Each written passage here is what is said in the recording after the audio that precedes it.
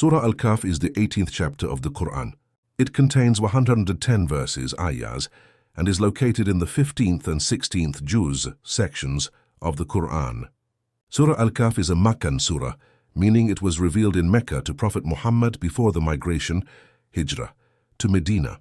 It was revealed when some people asked the Prophet difficult questions about past events and unseen matters, to test his prophethood.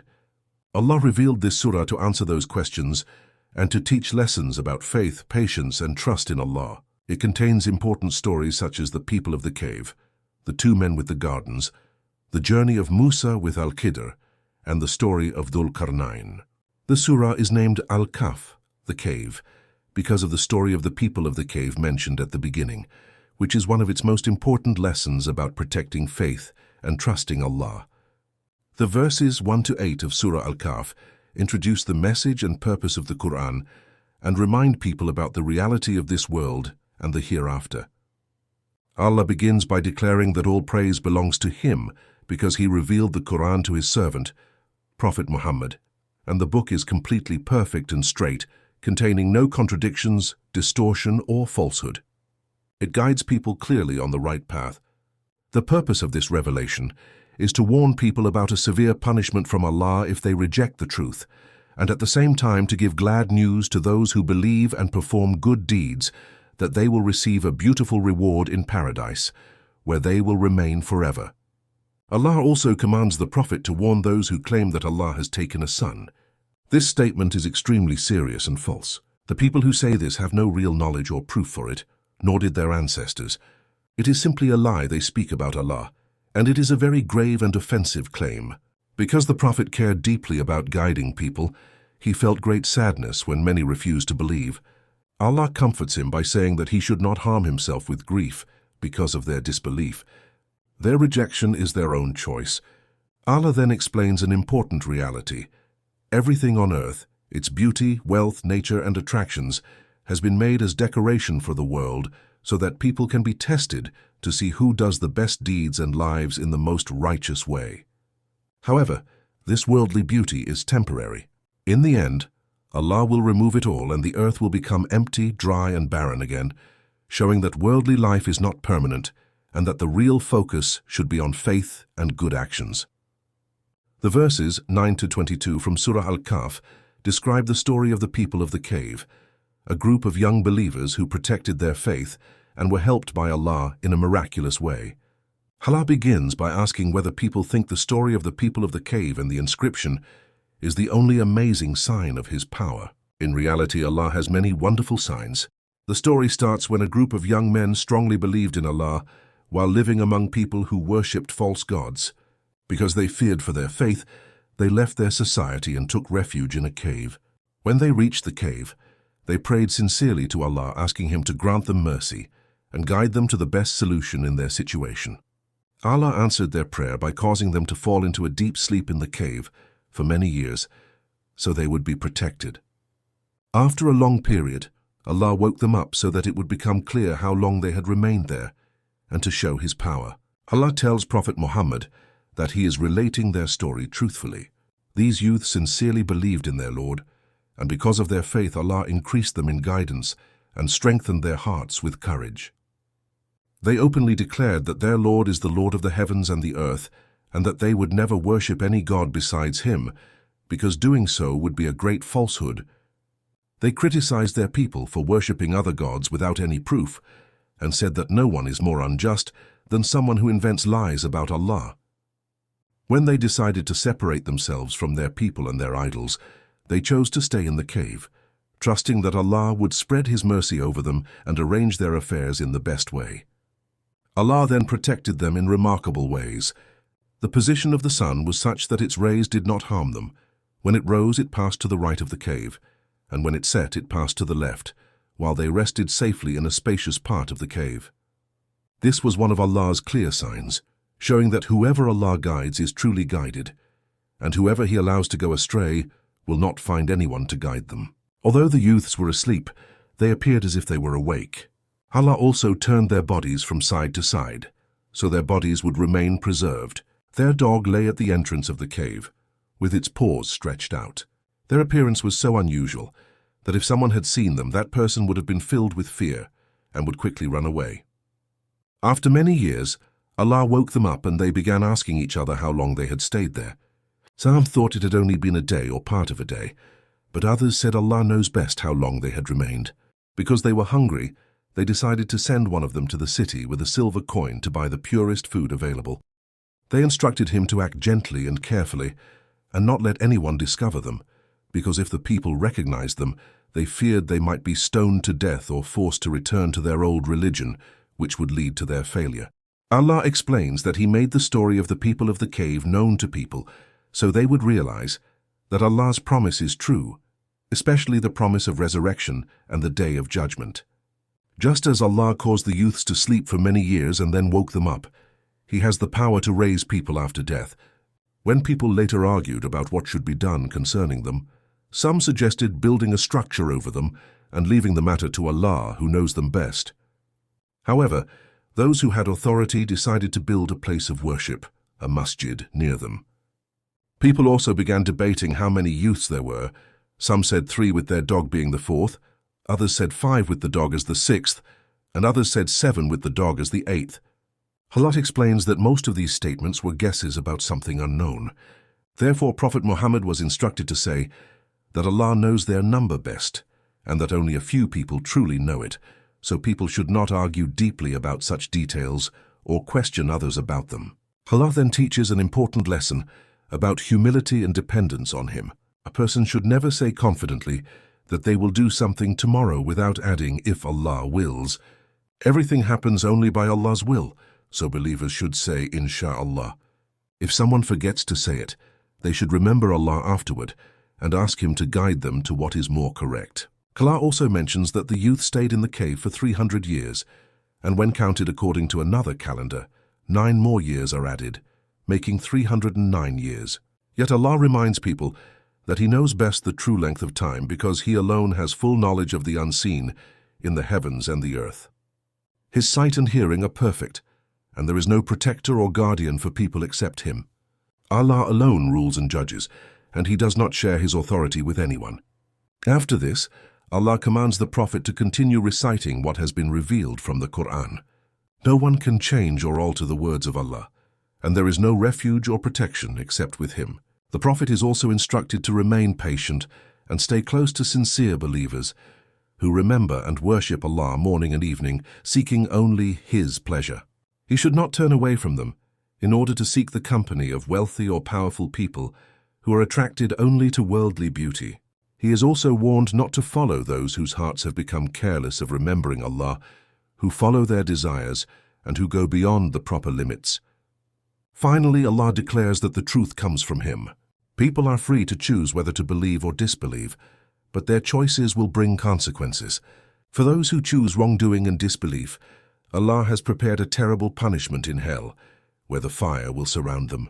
If they beg for water, they will be given a burning liquid like molten metal that will scorch their faces.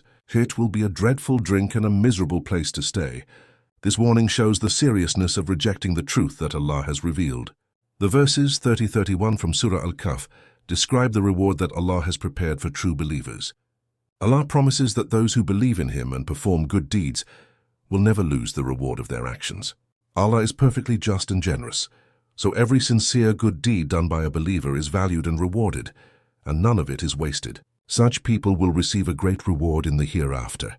Allah explains that these believers will enter eternal gardens in paradise where rivers flow beneath them, providing beauty, comfort, and peace. In paradise they will be honored with ornaments, such as bracelets of gold, and will wear beautiful green garments made of fine silk and thick brocade.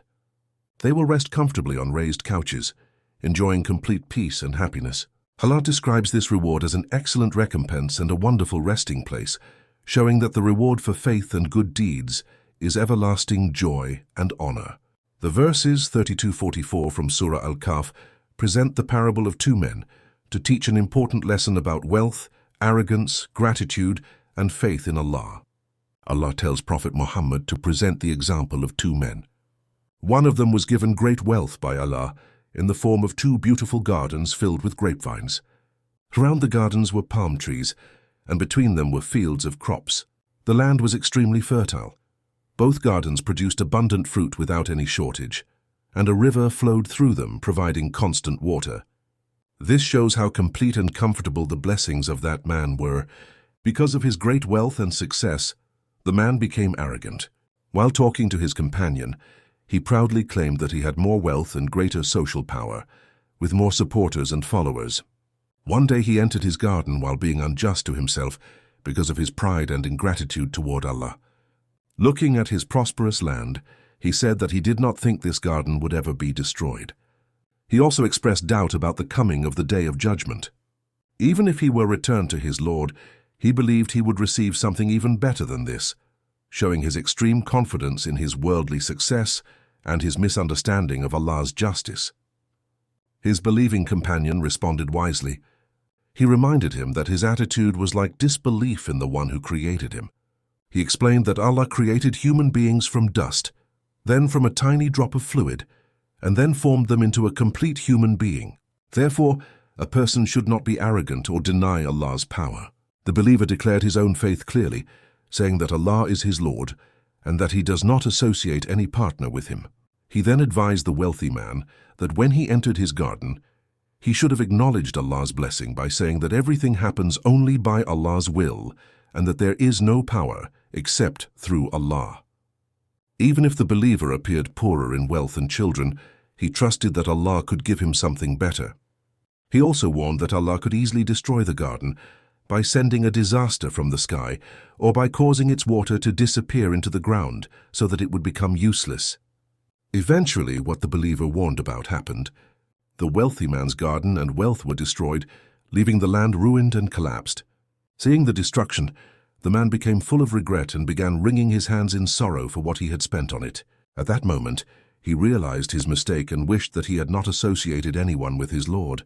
However, his regret came too late. None of his supporters or followers could help him, and he could not defend himself from Allah's decree.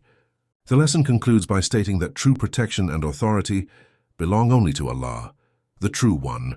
He is the best in giving reward and the best in determining the final outcome. This parable teaches that worldly wealth is temporary and can disappear at any time. But faith, humility, and gratitude to Allah are what truly lead to success. The verses 45 to 54 from Surah Al-Kahf explain the temporary nature of worldly life, the reality of the Day of Judgment, and warn people about following Satan or false gods. Allah gives a parable to explain the life of this world. It is like rain that falls from the sky and causes plants and vegetation on the earth to grow and become lush and beautiful. But after some time, the plants dry up, break into pieces, and are scattered by the wind. In the same way, the beauty, wealth, and pleasures of worldly life appear attractive for a short time, but eventually disappear. Allah has complete power over everything. Wealth and children are also described as decorations of this worldly life. They bring comfort and happiness, but they are temporary. What truly lasts are righteous deeds done for the sake of Allah, and these good actions are far better in reward and hope with Allah. Allah then describes the events of the Day of Judgment. On that day the mountains will be removed, and the earth will become a flat, open plain. All people will be gathered together before Allah, and no one will be left behind. They will stand before their Lord, just as they were first created, with nothing to hide them. At that time, they will be told that they had wrongly believed that they would never face such a meeting with Allah. Then the record of deeds will be placed before them. The guilty people will become frightened when they see everything written in it, and will cry out in shock, saying that the book has recorded every small and great action without leaving anything out. All the deeds they performed will be clearly present before them, and Allah will not treat anyone unjustly. Allah then reminds people about an earlier event, when He commanded the angels to bow in respect to Adam. All the angels obeyed except Iblis, who refused because he was arrogant. Iblis was from the jinn and disobeyed the command of his Lord. Allah warns people not to take Iblis and his descendants as friends or allies instead of Allah, because they are the enemies of human beings. Choosing them over Allah is a terrible mistake made by those who are unjust. Allah also explains that Iblis and his followers had no role in the creation of the heavens, the earth, or even their own souls. They have no power or authority, and Allah would never take those who lead people astray as helpers. On the Day of Judgment, those who used to worship others besides Allah will be told to call upon their false gods for help. They will call them, but no answer will come. So a barrier will be placed between them, showing that their worship was useless. At that time, the guilty will see the fire of hell and realize that they will fall into it, and they will find no escape from it. Finally, Allah states that in the Qur'an, He has explained many different examples and lessons so people can understand the truth, but human beings often argue and dispute instead of accepting guidance. The verses 55-59 from Surah Al-Kahf explain why some people refuse to accept guidance even when the truth becomes clear to them. Allah explains that when guidance comes to people, there is nothing truly preventing them from believing in it or asking forgiveness from their Lord, except their stubbornness and arrogance. Many people delay belief and repentance until they see the same punishment that destroyed earlier nations, or until the punishment appears directly before them. Instead of accepting the truth when it is explained, they wait until it is too late. Allah then clarifies the purpose of sending messengers, such as Prophet Muhammad. Messengers are sent only to bring good news to those who believe and do good deeds, and to warn those who reject the truth. However, those who disbelieve often argue falsely and create disputes in order to weaken or reject the truth. They mock Allah's revelations and treat the warnings given to them as something to laugh at. Allah also states that no one is more unjust than a person who is reminded of the signs and messages of his Lord, but deliberately turns away from them and forgets the consequences of the wrong actions he has done. Because of their continuous rejection, Allah places a kind of barrier over their hearts, so they cannot properly understand the truth and heaviness in their ears, so they do not listen to it sincerely. As a result, even if they are invited toward guidance, they will refuse to follow the right path. Despite all this, Allah reminds that He is extremely forgiving and full of mercy. If He punished people immediately for their sins, punishment would come very quickly. But instead, He gives them time and opportunity to repent. However, there is an appointed time for everyone when judgment will come, and when that moment arrives, they will not find any place to escape. Allah also reminds people that many towns and nations in the past were destroyed when they became unjust and disobedient. Their destruction happened exactly at the time Allah had already determined. This serves as a warning for others not to repeat the same mistakes. The verses 60-82 from Surah Al-Kahf describe the famous story of the journey of Musa and the wise servant of Allah known as Al-Khidr, which teaches that Allah's wisdom behind events may not always be immediately understood. Musa once told his servant that he would continue traveling until he reached the place where two seas meet, even if it took many years. When they reached that place, they had a fish with them as food, but the fish miraculously slipped away into the sea, and they did not notice it at the time. After traveling further, Musa asked his servant to bring their meal because they were tired from the journey. The servant then remembered what had happened earlier and explained that when they were resting near a rock, the fish had escaped into the sea in a strange way, and Shaitan had caused him to forget to mention it. Musa realized that this was the sign they were looking for, so they turned back and followed their path to return to that place. There they found a special servant of Allah, whom Allah had blessed with mercy and unique knowledge from Himself. Musa respectfully asked if he could follow him, so he might learn some of the knowledge Allah had taught him. The servant replied that Musa would not be able to remain patient with him because he would witness things whose wisdom he did not yet understand. Musa promised that if Allah willed, he would be patient and would not disobey him. The servant then agreed, but made one condition. Musa should not ask about anything he saw until the servant himself explained it. As they traveled together, they boarded a boat belonging to some people. The servant suddenly made a hole in the boat which shocked Musa. Musa questioned him, saying that damaging the boat could drown the people and was a terrible act.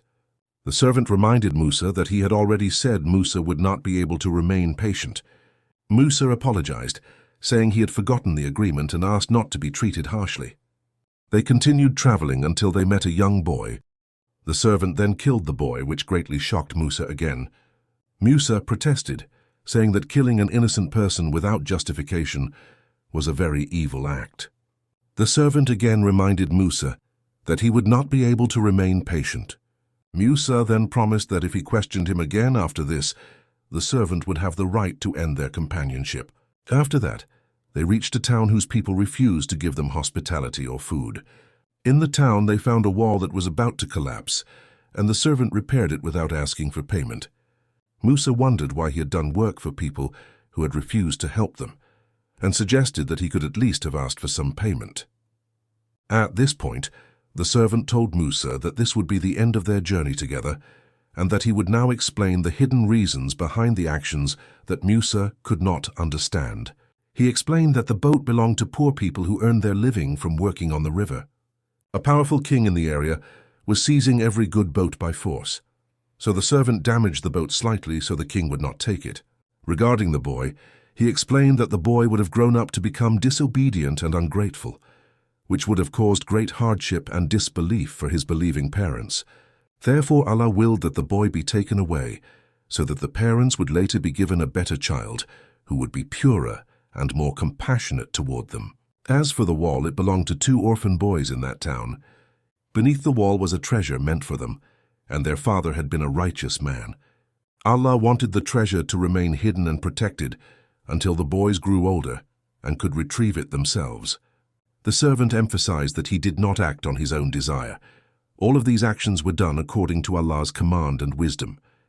The story teaches that human beings often judge events based only on what they can see, but Allah's wisdom and knowledge are far greater, and sometimes what appears harmful or strange may actually contain hidden mercy and benefit.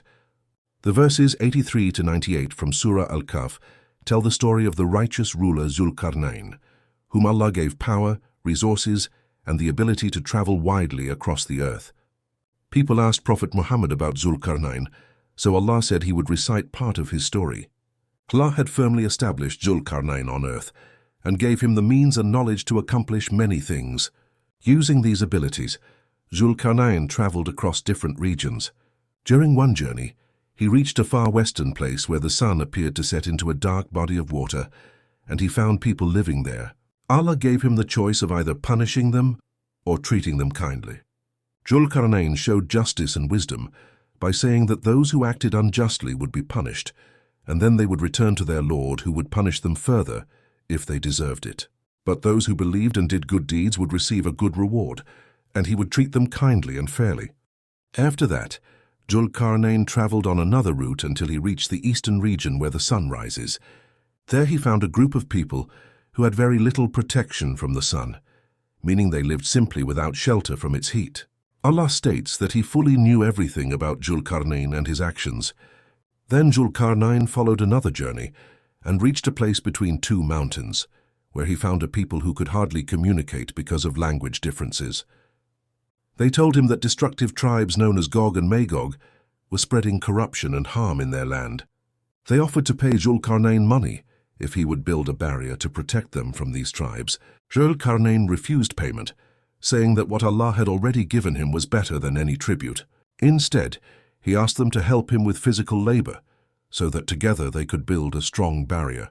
He ordered large blocks of iron to be brought and placed between the 2 mountain sides until the gap was filled. Then he commanded that the iron be heated until it became red like fire, and afterward molten copper was poured over it, making the barrier extremely strong. Because of this, Gog and Magog were unable to climb over it or break through it. After completing the barrier, Dhul-Qarnayn humbly said that this achievement was a mercy from his Lord.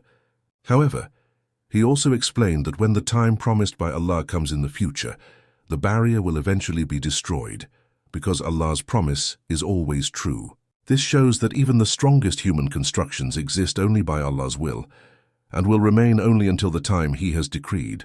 The verses 99 to 110 from Surah Al-Kahf conclude the surah by describing the events of the Day of Judgment and the final message about faith, sincere deeds, and the greatness of Allah's knowledge.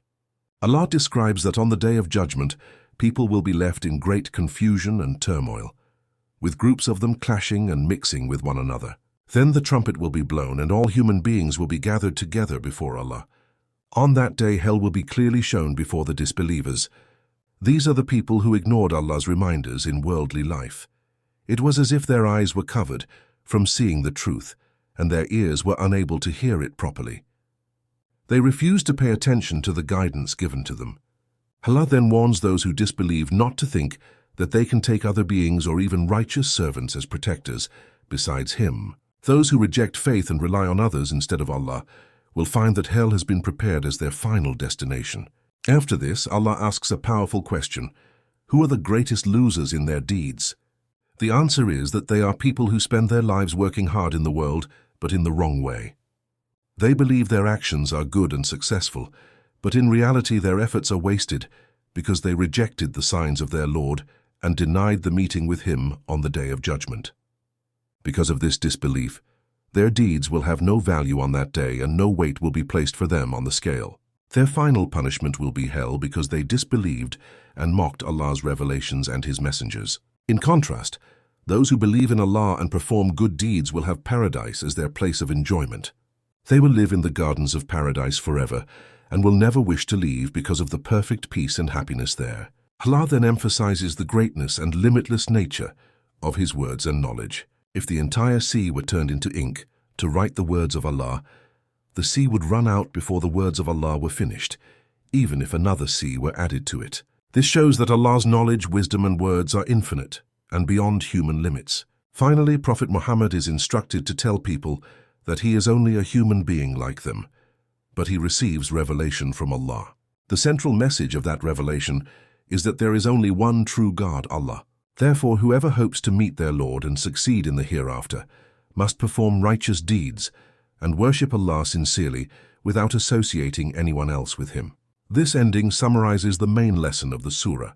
True success comes through faith, sincere worship of Allah alone, and good actions.